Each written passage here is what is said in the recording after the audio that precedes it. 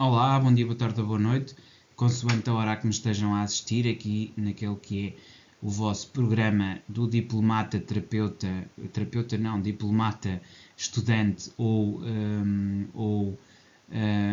jurista de topo, não é? Ou seja, aqui um programa que tem a ver com a oficina da universidade, que no fundo também é terapeuta, porque nós estamos aqui em técnicas que são de autoterapia e de programação, de autoprogramação. Eu, nesta fase, estou essencialmente centrado em dar-vos técnicas que permitem fortalecer a vossa vibração, aumentar a vossa capacidade, para depois a seguir poder lidar com a realidade externa e com aqueles que são os desafios que poderão surgir quando vocês tiverem que exercer a vossa capacidade diplomática, a vossa capacidade de dar a cada um o que é seu, jurídicas, também aqui está ligada a essa possibilidade, e essencialmente a forma como estudam e compreendem a realidade externa, ou seja, as realidades que se impõem do exterior e que têm essencialmente a ver com culturas e princípios e valores totalmente diferentes dos vossos, aos quais vocês têm que se adequar diariamente. E nós sabemos que hoje em dia já não é preciso ir para o estrangeiro para nos confrontarmos diariamente com formas, culturas e maneiras diferentes de estar e viver, já que estamos numa autêntica aldeia global em que as coisas circulam e, independentemente de caminharmos cada vez mais para uma sociedade dominada por bolhas, eu falei muito das bolhas logo na primeira lição, a verdade é que nós temos que saber resistir a isso, não é? Esta visão política de uma sociedade que é dominada já não pela democracia, mas pelo algoritmo, não é?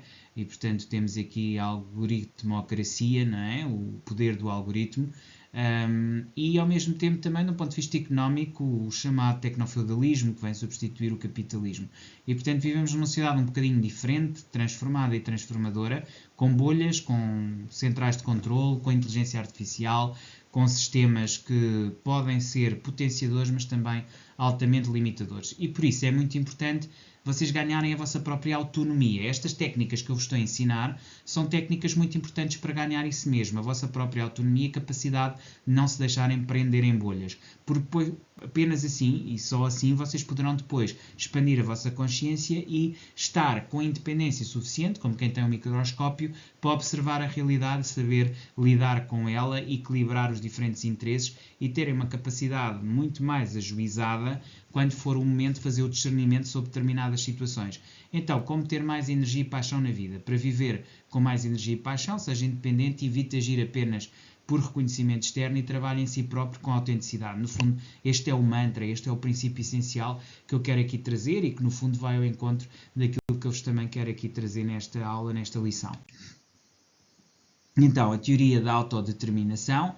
Normalmente as pessoas agem por vontade própria, sem pressões externas, e quando o fazem, quando agem dessa forma, por vontade própria e sem pressões externas, acabam por gerar necessariamente um maior bem-estar. Deve haver sempre um esforço e uma busca para todos nós termos uma maior autonomia e alinharmos as nossas ações aos nossos valores. Ou seja, esta interação, interligação entre, por um lado, autonomia e, por outro lado, alinhamento de ações com valores é absolutamente essencial.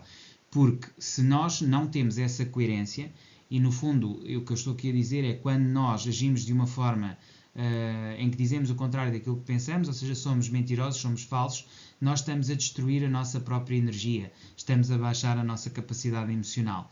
Portanto, para agir por vontade própria, sem pressões externas e gerar um maior bem-estar, é absolutamente necessário e básico primeiro buscar uma autonomia e depois alinhar as nossas ações com os nossos valores. É impossível, desalinhado, sem ter as nossas ações com os nossos valores alinhados, conseguir uma boa autodeterminação e fortalecer a nossa vontade própria e conseguir resistir a pressões externas e manter o nosso bem-estar pessoal elevado. Portanto, tudo isto está interligado e, portanto, a autodeterminação depende muito de uma coerência, de uma verdade connosco mesmos, que depois nos permite, então, ter o tal discernimento em relação aos outros. Motivação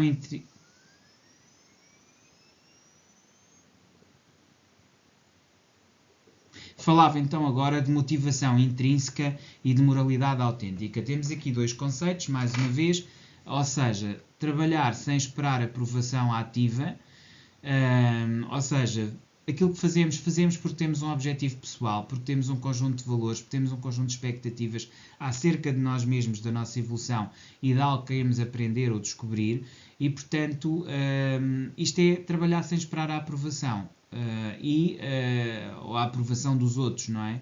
E ao mesmo tempo ter a motivação intrínseca de o fazer, ou seja, por nós próprios querermos chegar onde queremos chegar. Isto é a tal motivação intrínseca, é a tal capacidade que temos de continuar a trabalhar sem qualquer tipo de limitação, sem qualquer tipo de entrave, sem querer saber do que os outros dizem, no sentido de não é da crítica construtiva àquilo que estamos a fazer, mas é da crítica destrutiva ou daqueles que não compreendem o que estamos a fazer.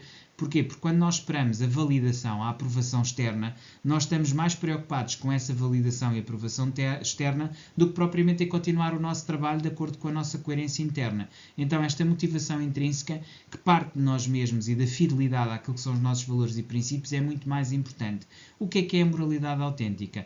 É viver de acordo com os nossos princípios sem esperar expectativas alheias. Ou seja, a expectativa alheia não tem aqui qualquer peso. Nós trabalhamos e vivemos e desenvolvemos as nossas próprias capacidades e estruturas a partir daquilo que é a nossa própria moralidade, identidade e ética que nos caracteriza e que não depende de terceiros e que nos norteia para o caminho que quisermos tomar.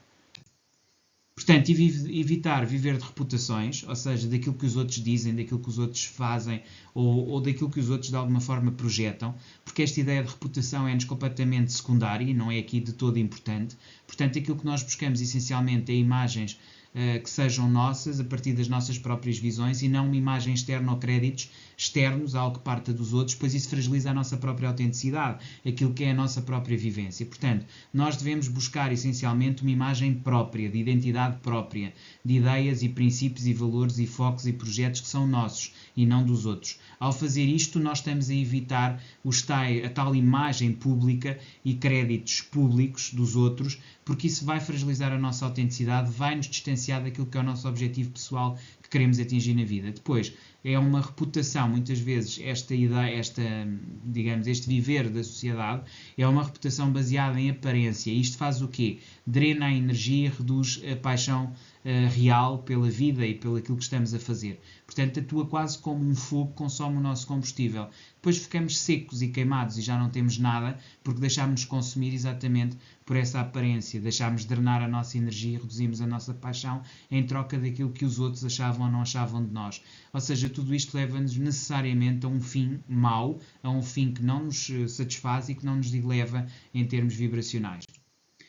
O exercício 1 que quero aqui trazer é uma reflexão pessoal, e aqui é muito importante nós percebermos e delimitarmos em que áreas é que eu busco a tal aprovação. Se é que eu o faço, em que áreas é que eu o faço, como é que eu o faço, se isso afeta ou não as minhas decisões, ou seja, se essa aprovação que eu vou procurar vai ou não diretamente brigar com aquilo que são as decisões que eu tomo relativamente a decisões de vida, pessoais e decisões que muitas vezes também tomo em conjunto com os outros. Portanto, perceber em que áreas é que eu busco a aprovação, se essa aprovação é ou não movida por interesses externos, como é que isso afeta as minhas decisões, quando é movido por aspectos externos, sobretudo nessas situações, quando me senti mais realizado por agir com autenticidade. Ou seja, vão aqui pensar em episódios ou situações da vossa vida em que realmente vocês agiram através da vossa autenticidade e pela vossa autenticidade. Isso foi efetivamente nesses momentos que se sentiram mais realizados.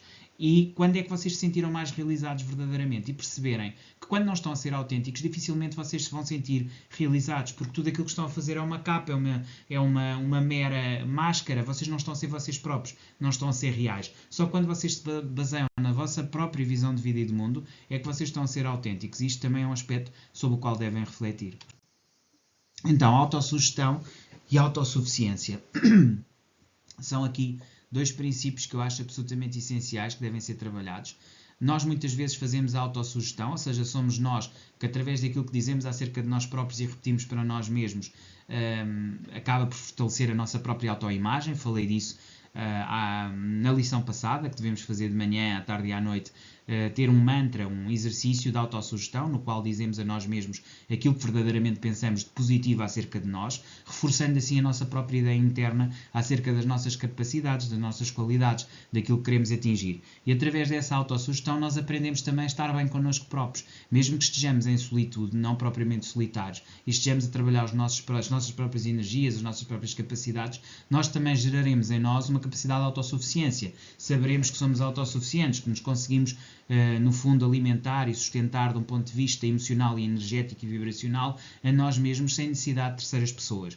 Isto faz com que nós administremos a nossa própria vida, desenvolvamos a autogestão e concentremos-nos no crescimento interior e não numa validação externa, que pode resultar ou não resultar, consoante as situações que vão acontecendo. Portanto, a autossugestão e a autossuficiência acabam por ser aqui muito importantes para nós desenvolvermos as nossas próprias capacidades e para evoluirmos enquanto pessoas. E, portanto, mais uma vez, algo que é muito importante para o discernimento e para sermos um diplomata de topo de alguma maneira. Exercício 2. Trabalhar sobre si mesmo ou para si mesmo. Como é que se trabalha para si mesmo? Escolher uma tarefa importante, uma tarefa que para nós é absolutamente vital no nosso trabalho, no nosso emprego, onde quer que seja, e após termos escolhido essa tarefa, vamos realizá-la com foco nos nossos valores e objetivos. Ou seja, aqui não interessa muito se essa tarefa tem diretamente que ver ou não com aquilo que é a nossa própria personalidade. Pode ser algo que vem da nossa rotina, do nosso trabalho diário. Mas nós vamos pôr lá o nosso foco e os nossos valores para realizar aquela tarefa ou aquele objetivo. Depois cria um plano de ação autêntico, sem buscar reconhecimento externo, ou seja, você deve focar o seu objetivo e atingi-lo não para que os outros o validem externamente, mas sim para a sua própria satisfação pessoal, ou seja, fazer aquilo de acordo com a sua própria vontade e com aquilo que você considera certo, sendo, obviamente, na medida do possível, coerente também com aquilo que é-lhe pedido ou com a tarefa que está a realizar, mas focando essencialmente os seus valores e procurando, dentro dessa autenticidade, não buscar reconhecimento externo. Estes dois elementos são muito importantes. Focar em valores interiores e não buscar o reconhecimento externo. Realizar essa tarefa importante desta forma, ok? E aqui percebe que trabalha, mesmo quando está a trabalhar para o outro, está a trabalhar para si mesmo. Porque ao estar a fazer, está a fazer, mesmo que seja para o outro, está a fazer por si e também para realizar os seus próprios objetivos pessoais, de acordo com aquilo que é a sua própria agenda.